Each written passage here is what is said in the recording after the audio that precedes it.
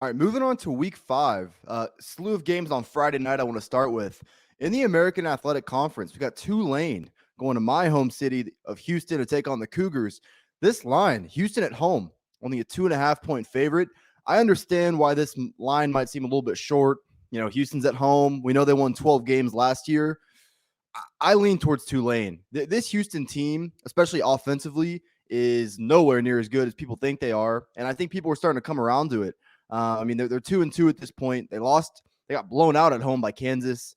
They were lucky to win at UTSA. They lost at Texas Tech, and quite frankly, they looked like trash last week playing at home against Rice. You know, their issue offensively can't run the football. You know, they lost their number one running back in the offseason to a season-ending injury, Alton McCaskill. You know, whether it be Tajon Henry, Brandon Campbell, you know, those guys just haven't proven to be able to establish any sort of run game. So Clayton Tune is a pretty good quarterback when he has that run game established. I think we saw that to a certain degree last year, but with that added responsibility, and, you know, listen, it's hard to be an unbalanced system. It's one of the things I look for.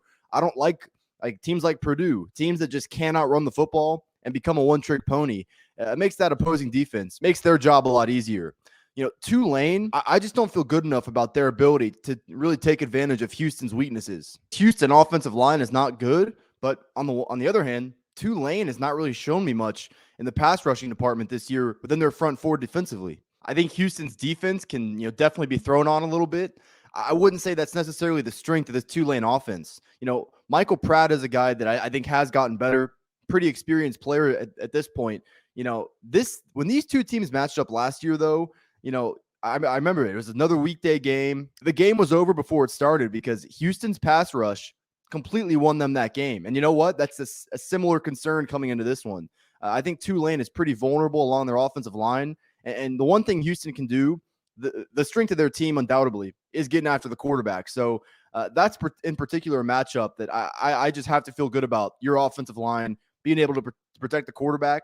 I will say Michael Pratt is mobile. And, you know, this is a Houston defense. Jalen Daniels at Kansas, Frank Harris at UTSA. They struggled to stop that quarterback run. So it's one of those elements. A quarterback run can kind of hide a bad offensive line. Just look at LSU with Jaden Daniels. So in the end, I'm not going to have a play on this game. As far as I don't really have a great feel on the total. This is a game I'd probably want to play the side. I lean towards Tulane, and this number staying under 3. You know, the odds makers don't want to move this up. They don't want to give you that key number of 3. I think that's probably for a reason. I think Michael Pratt will be able to use his legs and keep Tulane in this game. Ultimately, though, I just don't feel good enough about their offensive line. I don't think that's a repeatable strategy over time. I think Houston could get after the quarterback. You know, I'm holding out hope that maybe Houston is able to find something in their run game. Now, this is going to be a tough team to run on with Tulane. We saw they held Kansas State to 10 points. I think they do have a really good set of linebackers. So if you couldn't tell, I'm a bit conflicted on this game. Ultimately, I'm going to pass, but, you know, should be a good way to start out this week 5 slate.